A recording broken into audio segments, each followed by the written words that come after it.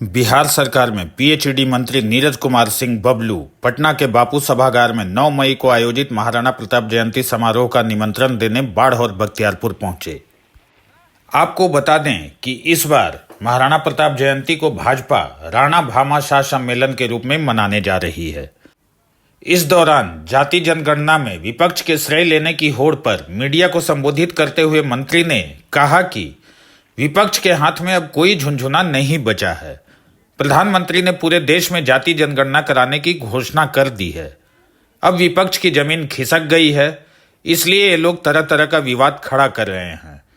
जब देश में कांग्रेस की सरकार थी तब जाति जनगणना क्यों नहीं कराया था? बिहार में राजद वही काम करता है जिस काम को हम लोग कर लेते हैं। हमें क्रेडिट नहीं, जनता का काम चाहिए, जनता का विकास चाहिए। इस बार राजद का पूरी तरह से सफाया हो जाएगा। आगामी विधानसभा चुनाव में राजद दहाई का अंक भी पार नहीं करेगा। ये लोग बरसाती नेता हैं, जब जब चुनाव आता है तब बिहार के दौरे पर निकलते हैं, नहीं तो छुट्टी मनाने विदेश दौरे पर चले जाते हैं। यह कहना है बिहार के पीएचईडी मंत्री नीरज कुमार सिंह बबलू का।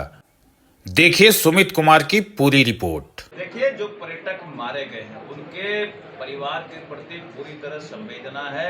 चाहे माननीय प्रधानमंत्री जी ने अपनी संवेदना व्यक्त की है, हर स्टेट के मुख्यमंत्री ने अपनी संवेदना व्यक्त की है, पूरा देश उनके प्रति संवेदना व्यक्त किया है। पूरे उनके परिवार के साथ पूरी सरकार खड़ी है। जरूरत आने पर आपको विशेष और बताया जाएगा। सबसे बड़ी बात है कि इस घटना का बदला लेना, और इस घटना का बदला लिया जा रहा है, लिया जा चुका है और लिया जाएगा।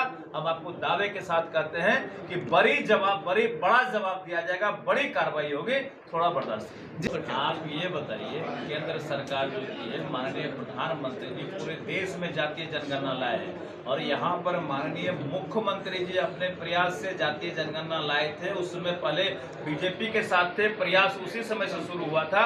ये लोग कुछ करने वाले हैं। जब हम लोग करते हैं तो क्रेडिट लेने के लिए मार करते हैं। जिस समय इनकी सरकार, कांग्रेस की सरकार थी भारत देश में, क्यों नहीं किया ये लोग जातीय जनगणना? पूछिए उनसे, हम उनसे पूछना चाहते हैं। आज पटाखा फोड़ रहे हैं। जब आपकी सरकार थी तो कान में तेल देकर सोए हुए थे।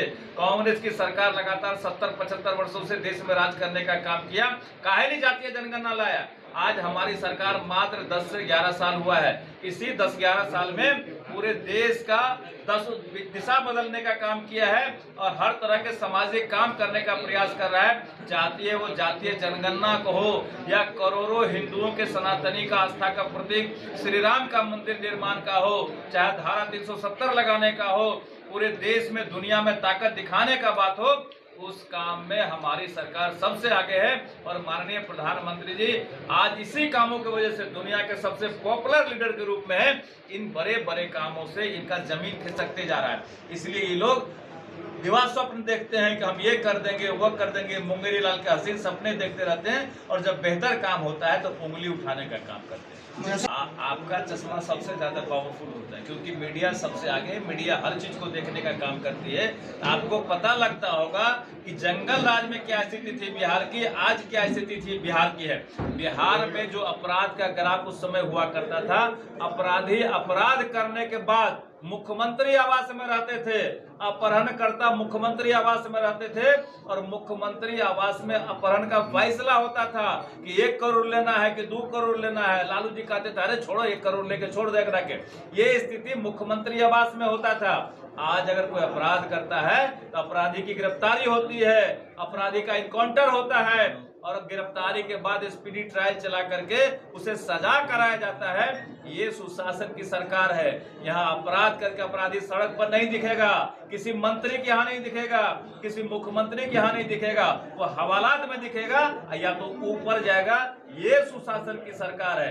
यहाँ अपराधी मुख्यमंत्री आवास में नहीं बैठता है। यही सुशासन और जंगल राज में फर्क है। जुड़िए हमारे चैनल से और लेटेस्ट अपडेट के लिए हमारा चैनल सब्सक्राइब कीजिए और बेल आइकॉन प्रेस कीजिए।